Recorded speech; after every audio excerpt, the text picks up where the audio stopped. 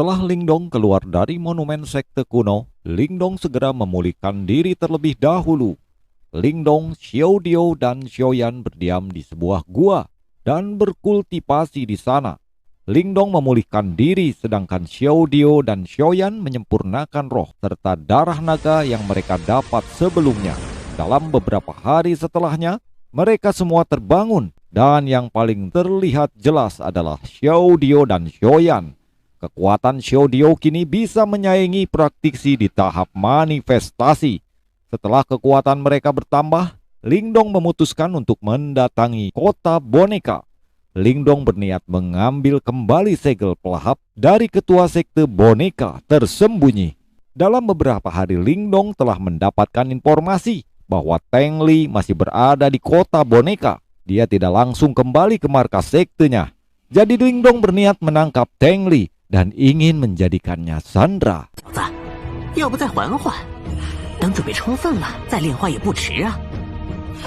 Saat masuk ke dalam kota, Lingdong langsung mencari Teng Li secara terang-terangan. Meskipun kota boneka adalah kota yang didominasi oleh sekte boneka tersembunyi, Lingdong tidak berniat bersembunyi dan secara terbuka menantang Teng Li. Lingdong membuat keributan. Jadi otomatis Teng Li datang bersama banyak bawahannya. Meskipun kota boneka adalah wilayah Teng Li, Lingdong tidak kenal takut. Dengan adanya Xiaodio sekarang, sebanyak apapun bawahan Teng Li itu tidak berguna. Dengan itu, Lingdong bisa melawan Teng Li tanpa gangguan.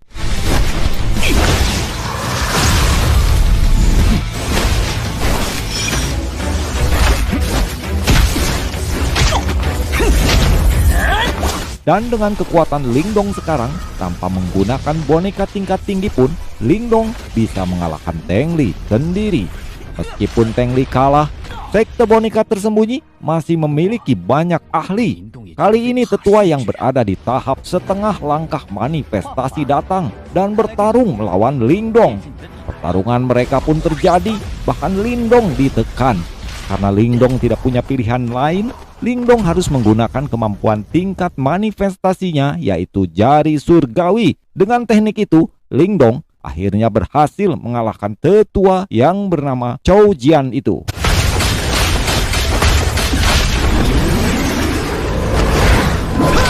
Kini tidak ada lagi yang menahan Lingdong.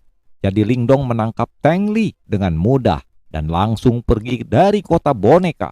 Setelah membawa Teng Li ke tempat yang sunyi, Lingdong lalu mengintrogasinya dan mencari tahu tentang sekte boneka tersembunyi. Ada beberapa informasi yang didapat Lingdong. Yang paling penting, Lingdong ketahui bahwa ketua sekte boneka tersembunyi sedang mengumpulkan semua anggotanya untuk membuka segel pelahap secara paksa. Dan juga Lingdong mengetahui bahwa sekte boneka tersembunyi memiliki 3 praktisi di ranah manifestasi. Dengan adanya 3 orang di ranah manifestasi ini, jelas ini di luar kemampuan Lingdong. Bahkan jika Xiaodio membantu mereka, juga tidak akan bisa bertahan lama. Tapi Lingdong tidak ingin menyerah. Segel pelahap tidak akan mudah dibuka dan pasti akan menimbulkan kekacauan. Lingdong akan mengambil kesempatan itu dan merebut segel pelahap. Lingdong berniat pergi ke markas sekte boneka tersembunyi. Tapi sebelum itu, Lingdong harus memulihkan diri terlebih dahulu dan mempelajari teknik yang ia ambil dari Teng Li. Dalam beberapa hari setelahnya, markas sekte boneka tersembunyi mulai ramai. Karena banyak praktisi elit yang berkumpul, Lingdong yang telah menunggu kesempatan itu pun bergerak. Dengan bantuan Xiaodio, Lingdong bisa menerobos masuk ke wilayah markas sekte boneka tersembunyi. Lingdong terus mengamati. Ketika waktu pembukaan dimulai, Lingdong melihat 3 praktisi ranah manifestasi, 2 tetua agung dan kepala sekte boneka tersembunyi, Tengsa. 2 tetua agung itu memberitahu Tengsa bahwa sekte mereka telah menjadi pusat perhatian. 2 sekte besar lainnya telah menyusup dan mengamati. Tengsa juga tahu itu, tapi dia terlalu percaya diri. Tengsa berkata pada saat dia mendapatkan segel pelahap dan memilikinya, jangankan 2 sekte besar, bahkan seluruh kekaisaran Yan tidak ada yang bisa menandinginya. Tengsa lalu memulai pembukaan segel. Tengsa menyuruh semua anggota sektenya untuk membuat sebuah formasi. Dengan dukungan semua anggotanya, formasi yang dibuat sangatlah menakutkan. Tengsa sudah bersiap untuk membuka segel pelahap dengan formasinya. Tengsa habis-habisan membuka segel pelahap dengan paksa. Dan setelah beberapa kali serangan, proyeksi tetua mata hitam master terdahulu dari simbol pelahap muncul. Dengan jentikan jari tetua mata hitam itu, formasi naga hitam Tengsa hancur berkeping-keping. Tengsa tahu bahwa tetua mata hitam itu sangatlah kuat. Tapi sekarang itu hanyalah sebuah bayangan. Jika terus diserang, itu akan pudar. Namun itu tidak sesuai dengan harapan Tengsa. Sekuat apapun formasi yang ia siapkan, itu tidak dapat menghancurkan segel pelahap tersebut.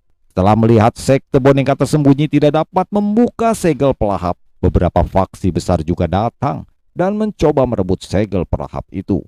Dan mereka pun terlibat bentrok, tapi itu tidak berlangsung lama. Karena mereka memutuskan untuk bekerja sama dengan janji akan membagi semuanya itu. Namun itu juga tidak berguna. Sebanyak apapun praktisi elit mengerahkan kekuatannya, segel pada simbol pelahap tidak dapat ditembus. Melihat semua ini, Lingdong lalu maju dan ingin merebut segel pelahap itu. Tengsa otomatis juga melihat, tapi karena menyadari aura Lingdong yang hanya di ranah penciptaan Ki, Tengsa mengejek bahwa tindakan Lingdong tidak akan berguna. Tapi Tengsa tidak tahu bahwa Lingdong telah mendapatkan persetujuan dari tetua mata hitam tersebut. Dan dengan mudahnya Lingdong mengambil segel pelahap itu.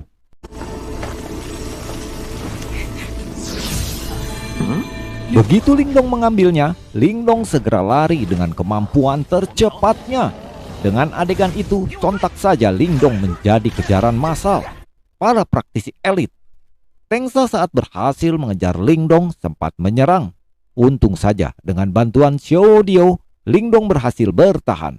Lingdong lalu berkata bahwa jika Tengsa tidak membiarkan Lingdong keluar, maka Tengli akan mati di tangannya. Tengsa sempat berhenti dan mencoba bernegosiasi dengan Lingdong. Tapi karena Lingdong tetap menolak menyerahkan segel pelahap, Tengsa pun bertindak kejam. Dia menyerang Lingdong tanpa peduli lagi kepada putranya sendiri, yaitu Tengli. Lingdong terkena serangan Tengsa, tapi Tengli bahkan lebih parah. Tengsa sangat kejam, bahkan tidak peduli dengan hidup putranya. Jadi Lingdong hanya bisa lanjut melarikan diri bersama Xiaoyan. Terus melarikan diri, Lingdong mengalami jalan buntu karena jalan di depannya ada celah Blackin. Itu adalah angin yang bisa menghancurkan orang yang berada di ranah nirvana. Menghadapi jalan buntu dan dikejar oleh Tengsa, Lingdong hanya bisa melawan dengan sekuat tenaga. Lingdong mengeluarkan seni bela diri jari surgawinya dan bentrok dengan kekuatan milik Tengsa. Meskipun seni bela diri Lingdong tinggi, Lingdong hanyalah tahap penyempurnaan Ki, sedangkan Tengsa ada di puncak ranah manifestasi. Jadi Lingdong meminta bantuan Xiao Dio untuk mengerahkan kekuatan yang sebenarnya dari seni bela diri jari surgawi. Dengan bantuan Xiao Dio, seni bela diri jari surgawi mencapai kemampuan terbaiknya. Tapi Tengsa masih bisa bertahan dan Lingdong tidak bisa menyerang terus-terusan.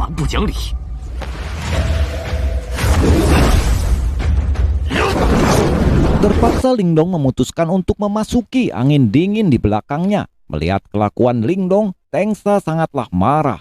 Tapi Tengsa tidak berani ikut masuk ke angin dingin di depannya.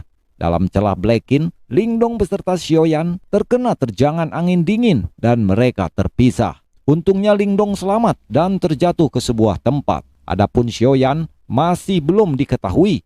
Lingdong berada di zona aman, lembah angin yang dingin. Lingdong ingin keluar tapi tidak bisa. Lain karena luka-lukanya, angin dingin masihlah ganas. Xiao Dio menyarankan Lingdong untuk memulihkan diri terlebih dahulu. Dan juga ini adalah waktu dan tempat terbaik untuk menyempurnakan segel pelahap. Lingdong duduk dan memasukkan energi Yuannya ke dalam simbol pelahap. Begitu energi Yuan Lingdong masuk, Lingdong segera berpindah ke sebuah tempat yang sangat gelap. Tidak ada cahaya. Ini adalah dunia yang sepenuhnya terisolasi. Lingdong berjalan tanpa merasakan apapun, tanpa tahu di mana dia berada, tanpa tahu dia sudah berapa lama Lingdong di situ. Tidak ada apapun di dalam kegelapan. kesepian adalah penderitaan yang lebih menyakitkan dari kematian. Tapi dengan keteguhan hati, Lingdong terus berjalan dalam ilusi kegelapan. Mungkin waktu telah berlalu 100 tahun. Dan pada saat itulah baru Lingdong memasuki dimensi baru. Dalam dunia kecil baru terlihat simbol pelahap, yang berarti itu telah mengakui Lingdong sebagai pemilik selanjutnya. Lingdong maju dan mengambil simbol pelahap itu. Begitu diambil Lingdong, simbol pelahap langsung memasuki dahi Lingdong. Dan Lingdong merasa bahwa kekuatan mentalnya meningkat drastis di alam celah Blackin. Xiaodio terus menjaga Lingdong. Sudah berlalu setengah tahun sejak Lingdong menyempurnakan simbol pelahap dan tidak ada gerakan apapun pada Lingdong. Di saat Xiaodio gelisah karena khawatir, simbol pelahap itu lalu menyala dan melahap energi yang berada di dekat Lingdong. Kan Xiaodio juga ikut tertarik, hampir masuk ke dalam simbol pelahap. Untung saja kesadaran Lingdong keluar dari simbol pelahap dan menghentikan Xiaodio yang tertarik lebih jauh. Energi mental Lingdong telah mencapai master simbol jiwa tingkat tinggi.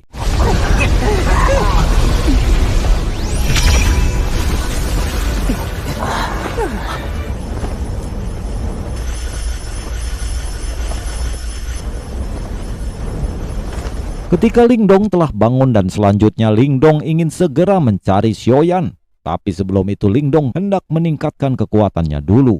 Lingdong merasa lembah Blackin adalah tempat yang bagus untuk menerobos ke tahap selanjutnya. Lingdong lalu mengeluarkan simbol pelahap dan melahap energi dingin yang berada di dalam Blackin. Dengan adanya simbol pelahap, semua energi dingin yang Lingdong tarik memasuki tubuhnya dan itu berubah menjadi energi Yuan murni. Dengan ini kemampuan simbol pelahap terlihat bahwa simbol pelahap bisa menyerap apapun, menjadikannya energi murni untuk sang pemilik simbol. Tapi kekuatan itu hanya bisa membuat Lingdong menerobos ke tahap pembuatan Qi tingkat lanjut. Sedangkan Lingdong bertujuan untuk naik ke tahap manifestasi. Oleh karena itu, Lingdong memasuki area terdalam Blackin. Di area terdalam itu, Lingdong terus menyerap energi dingin dan pada akhirnya Lingdong menerobos ke tahap setengah langkah manifestasi. Selanjutnya Lingdong keluar dan segera mencari Xiaoyan. Di sisi lain di tepi Blackin, Xiaoyan terlihat sedang bertarung dengan praktisi elit boneka tersembunyi. Dan karena Tengsa sendiri yang datang, Xiaoyan tidak dapat melawan dan akhirnya tertangkap dan dibawa ke markas sekte boneka tersembunyi.